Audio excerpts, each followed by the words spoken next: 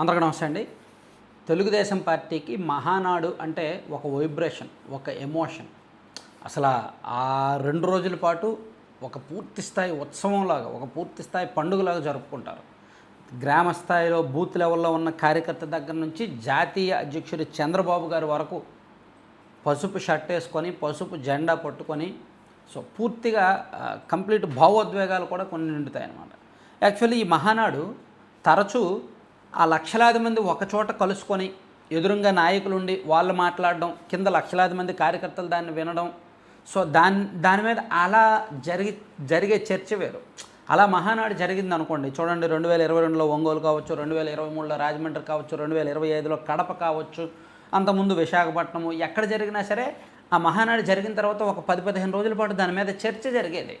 దాని అవుట్పుట్ వచ్చేది పాజిటివ్గా టీడీపీకి ఉపయోగపడేది.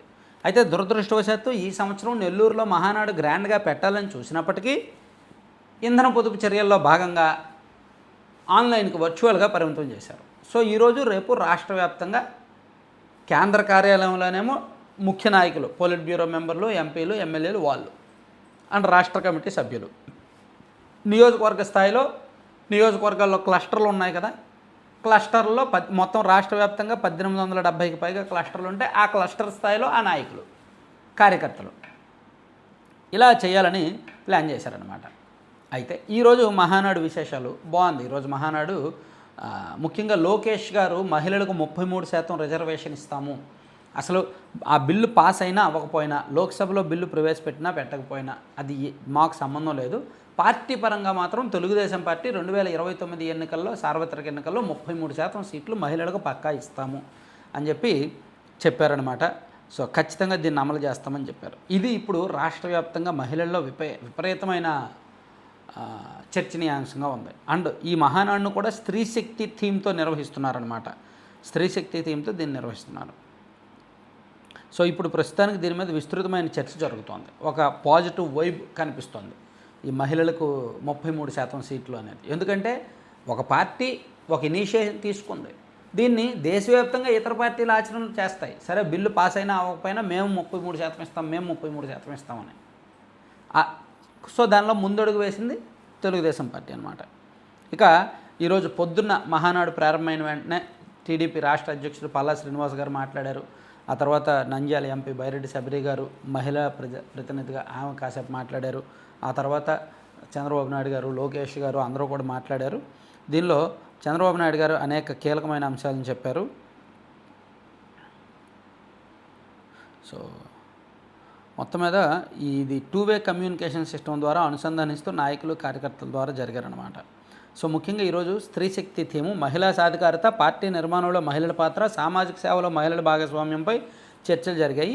అదేవిధంగా కార్యకర్త అధినేత, యువగలం, పేదల సేవలో టీడీపీ వంటి అంశాల మీద కూడా చర్చలు జరిగాయి. సో మొత్తం మీద 10 తీర్మానాలు ఈరోజు, మహిళలకు సంబంధించిన ఒక 4 తీర్మానాలు, అలాగే పేదలు, సామాజిక అంశాలకు సంబంధించిన మిగిలిన తీర్మానాల మీద ఈరోజు చర్చించారు.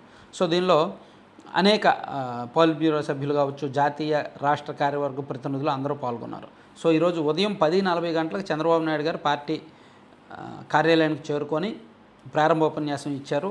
ఆ తర్వాత అందరూ కూడా మాట్లాడారనమాట. సో ఈరోజు ఈ మహానాడు మీద ప్రస్తుతం జరిగిన చర్చ అయితే అది. సో ఇప్పటికీ కూడా మనం ఈ వీడియో చేస్తున్నప్పటికీ మహానాడు ఇంకా జరుగుతోంది, మాట్లాడుతున్నారు పెద్దలందరూ వేదిక మీద.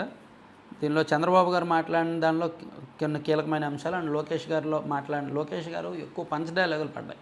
జగన్మోహన్ రెడ్డి గారు మొన్న ప్రెస్ మీట్ పెట్టి మాది గొడ్డల పార్టీ అంటారా, మీదే గన్ పార్టీ, మాది గొడ్డల పార్టీ కాదు అన్నారు కదా. సో దానికి కౌంటర్ ఇచ్చి 100% మీది గొడ్డల పార్టీయే, మీ బాబాయిని మీ వాళ్ళే చంపారు, ఆయన్ని చంపింది గొడ్డలతోనే, కాబట్టి మీది గొడ్డల పార్టీయే అని చెప్పి గట్టిగానే తగులుకున్నారు ఈరోజు. అలాగే ఈ మహానాడును మహిళలకు అంకితం చేసాం, ఆర్థిక ఇబ్బందులు ఉన్నా ఇచ్చిన హామీలు నెరవేరుస్తున్నాం, మహిళలకు ఆర్టీసీ బస్సుల్లో ఉచిత ప్రయాణం కల్పించాం, మహిళలు వంటింటి కష్టాలు తగ్గేందుకు నాడు గ్యాస్ కనెక్షన్ ఉచితంగా ఇచ్చాం, నేడు ఏడాదికి 3 సిలిండర్లు ఉచితంగా ఇస్తున్నాం, ఆడబిడ్డకు ఆర్థిక సామాజిక గౌరవం ఇస్తున్నాం, ఎన్టీఆర్ హయాంలో మహిళలకు ఆస్తి హక్కు కల్పించాం, తల్లికి వందనం వంటి అనేక పథకాలు అమలు చేస్తున్నాం. సో నాడు ఒక్క ఐటీనే యువత తలరాత మార్చింది, తలసరి ఆదాయం, జీవన ప్రమాణాలు మెరుగయ్యాయి, ఏఐ, క్వాంటం, డేటా సెంటర్లు వంటివన్నీ రాష్ట్రానికి వస్తున్నాయి, 23 నెలల్లో 23 లక్షల కోట్లు, 23 లక్షల మందికి ఉద్యోగాలు వస్తాయి, 20 లక్షల మందికి ఉద్యోగాలు ఇస్తామని చెప్పాం, అంతకంటే ఎక్కువే ఇస్తున్నాం. సో స్పీడ్ ఆఫ్ డూయింగ్ బిజినెస్పై ప్రస్తుతం మాట్లాడుతున్నాము. ఏ ప్రాజెక్టు వచ్చినా మాటల్లో కాదు చేతల్లో చూపిస్తున్నాము. 288 ప్రాజెక్టులు ప్రారంభించే రోజు కూడా నిర్ణయించేశాము అని చంద్రబాబు గారు మాట్లాడారు. అండ్ బైరెడ్డి శబరి గారు, నంద్యాల ఎంపీ, ఆమె మాట్లాడుతూ తెలుగుదేశం పార్టీని మీరు ఎంత అణిచివేయాలని చూస్తే టీడీపీ అంత బలపడుతుంది. కార్యకర్త రాజకీయ ప్రత్యర్థి జిత్తులు మారిన నక్కలాంటి పార్టీ, వాళ్ళ మీద డ్యాగ కొనతో నిఘా పెట్టాలి, నిత్యం అప్రమత్తంగా ఉండాలి. సంక్షేమంతో పాటు అభివృద్ధిలో కూడా టీడీపీ ముందంజలో ఉంది. 20 లక్షల ఉద్యోగాలు కల్పించే దిశగా లోకేష్ గారు కృషి చేస్తున్నారని శబరి గారు మాట్లాడారు. అలాగే పల్లా శ్రీనివాసరావు గారు కూడా కొంత కీలకమైన అంశాలు చెప్పారు. సో ఓవరాల్గా ఈరోజు మహానాడు అటువైపు కేంద్ర కార్యాలయం నాయకులతో నిండిపోయింది. అండ్ అన్ని నియోజకవర్గాల్లో కూడా ప్రతి నియోజకవర్గంలో యావరేజ్గా 10 నుంచి 15 క్లస్టర్లు ఉన్నాయి. ఆ క్లస్టర్ స్థాయిలో కూడా ఒక్కొక్క క్లస్టర్లో ఒక 100-120 మంది కార్యకర్తల వరకు ఈరోజు పాల్గొన్నారు. సో ఈరోజు ఓవరాల్గా అయితే సక్సెస్ అయింది. కాకపోతే నేరుగా జరిగేది వేరు, ఇక్కడ ఆన్లైన్లో జరిగేది వేరు కదా. సో ఈరోజు తీర్మానాలు అండ్ లోకేష్ గారి స్పీచ్ హైలైట్. లోకేష్ గారు చెప్పిన 33% మహిళల రిజర్వేషన్ ఈరోజు మహానాడుకి హైలైట్ అనమాట.